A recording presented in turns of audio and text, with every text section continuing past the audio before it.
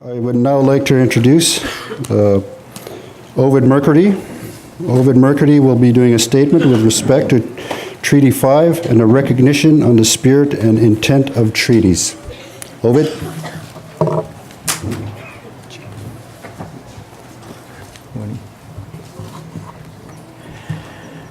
This time, first,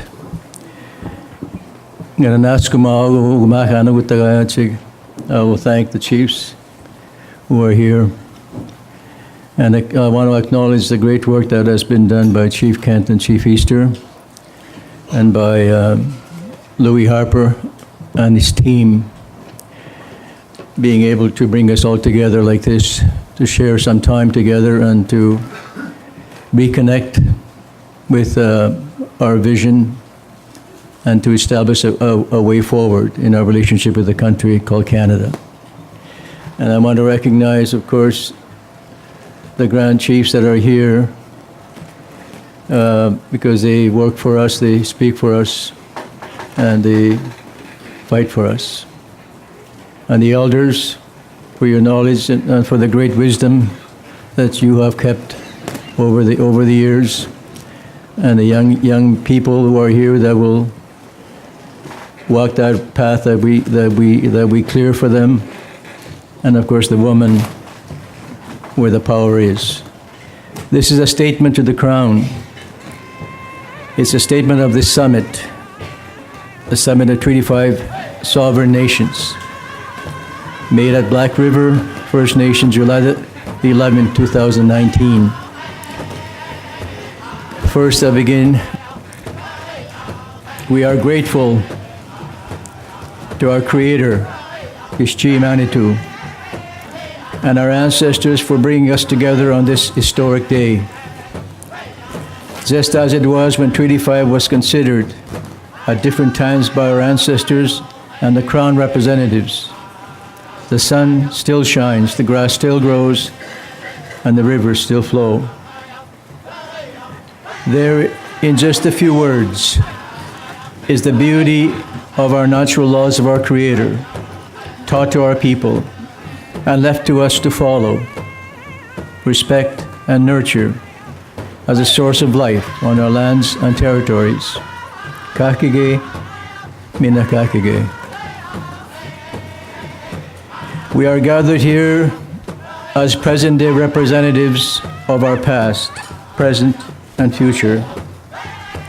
As no settler can speak for us, the responsibility and the duty to honor the spirit and intent of Treaty 5, consistent with the Creator's truth, befalls on the good minds and hearts of our people. We are gathered to tell our story, which began many centuries before Canada became a country. We rejoice for the kindness, vision, and foresight of our great ancestors. We remain proud of their leadership and their vision regarding our coexistence with the settler society. Clearly, they knew change was coming, and indeed it was happening during their life, just as it is in our time. Kigisken-tamak, minagiwapat-tamak. We acknowledge and give thanks to the Minister of the Crown, the Honorable Carolyn Bennett, for being here today to listen to the voices of our people on a matter so important to us. We have waited a long time for Canada to respect and honor our treaty. Many times we have thought the delay was deliberate and tied to the federal and provincial government policies of neglect and extinguishment. We often think that the colonial strategy, which includes the totalitarian regime of the Indian Act and the residential schools, for our complete assimilation, was and remains the plan that we will forget our treaties and disappear. We will not forget, and we will not disappear. We believe that the honor of the Crown means respecting the truth and complying with the obligations and promises. In the past, we have angered Canadians met resistance and dismissal from successive federal and provincial governments each time we asserted our treaty and Aboriginal rights. We now know that our approach must be fighting against the single understanding of the treaty that has been unilaterally perpetuated by the political and legal world of Canada. But we are not deflated and far from being defeated in our quest for treaty justice. There is a higher law than Canadian law. It is called treaty law. Treaty law is a law as understood by the parties relating to a solemn undertaking called a treaty. It is not the interpretation of just one party. It is the meeting of the minds, hearts, and souls. Let's just call it a double understanding of the treaty. To be clear, we say categorically, we reject the single understanding of Treaty 5 as interpreted and enforced by Canada. We are fortified by our ancestral knowledge that there is a higher law than treaty law. It is the Creator's laws of life on earth for every human being and all other beings. These sacred laws surrounded us the day before treaty, the day of the treaty, and the day after the treaty. These are higher responsibilities and obligations to the earth, like water, land, resources, and all non-human life. In other words, we are more than individuals and nations of people. We have duties beyond our immediate needs and demands of citizens and countries. Our common survival and that of the earth is dependent on these higher laws. To be blunt, constitutional and corporate laws do not override sacred law. For many years now, we have watched our treaty rights being eroded and taken away by federal and provincial laws, in many cases without our knowledge, and in every case without our consent. What are some of these laws? The Natural Resources Transfer Agreement Act, the Migratory Birds Convention Act, wildlife and conservation laws, mining and forestry laws, child welfare legislation, the banning of our traditional spiritual ceremonies, the Indian Act permit system, the prohibition against our people from hiring lawyers to protect their treaty rights, and the sale of crown lands to private owners, to name a few. We have seen Canadian citizens and corporations come to our territories to exploit our inherent resources for their advantage and for the benefit of a province and Canada. The economic progress of Canadians and of this country have rendered our livelihoods virtually non-existent, leaving our people to live in poverty. The destruction of our lands by hydro-development, forestry, mining, and the taking of our lands for other works have happened without regard to Treaty 5. Our people who had hoped that Treaty 5 would help their social and economic progress are left to watch the rise of wealth for Canadians and for Canada. Unfortunately, for our children and those yet to be born, the coexistence our ancestors believed the settler would honor did not last. Instead, Canada began to impose its will and power with impunity and dismissed the treaty as an historic document to be left in the archives and forgotten. We did not forget. We are determined to honor the treaty in a manner that we know it should be interpreted, respected, and implemented for the common good of our people. Our people are resilient, and we shall someday soon enjoy the fruits of Treaty 5. We will weigh all our options and make wise decisions to secure a bright future for all our people. Canada will no longer remain as the sole beneficiary of Treaty 5. We make this solemn promise to our people and for the benefit of future generations of our nations. We have not forgotten our treaty. Since this treaty was made by our ancestors, we have often thought about the honor of the other party to the treaty? When will they respect the treaty? When will they honor their promises and obligations? Why has the other party pretended we have given up all our ancestral rights and freedoms? But let it be known that we never surrendered our lands and our sovereignty over our people and the resources abundant on our territories. We have wondered about the honor of the Crown. Our gathering here today as distinct people and nations is not the first nor the last time we have assembled to remind the Crown to honor Treaty 5 as known and understood by our people. 28 years ago, on June the 26th, 27, and 28, in 1991, Treaty 5 First Nations held a conference in Winnipeg.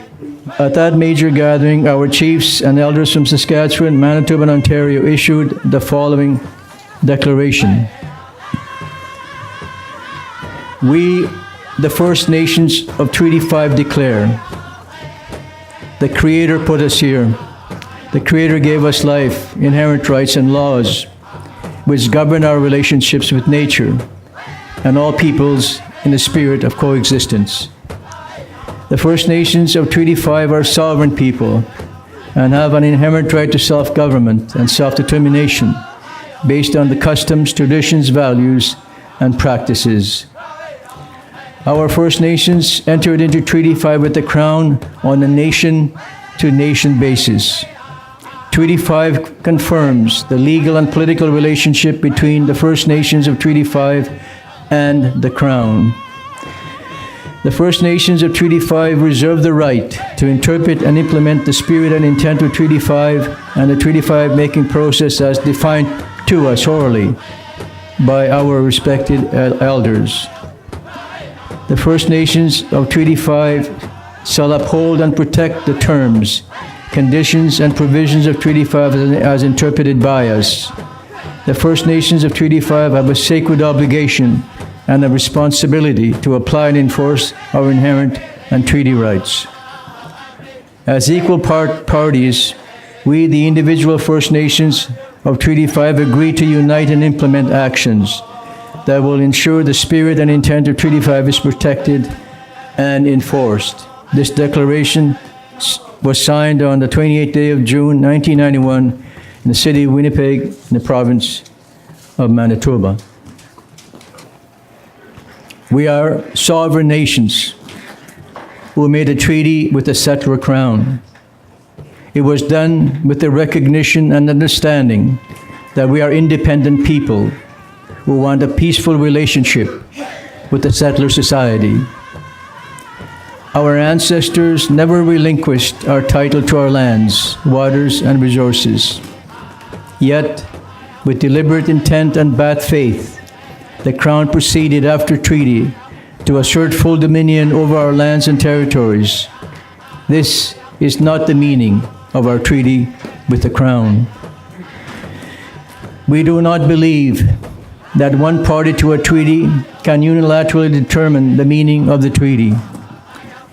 If and when provisions are disputed as to the scope and meaning of any provision, the intent and meaning should be resolved by further discussion as opposed to unilateral and unconscionable interpretations as was done here by the Crown. Furthermore, in the absence of political agreement, the meaning and scope of treaty should not be the prerogative of the laws and courts of the Crown. We have laws too, and we have our ways of resolving conflicts between parties to a dispute. Recently, under Canadian law, the courts have recognized the unconscionable act of the unilateral interpretation of treaties. We agree in full with the understanding that our treaty cannot be interpreted solely by the Crown. However, we do not agree that the Canadian court solution to this injustice is complete.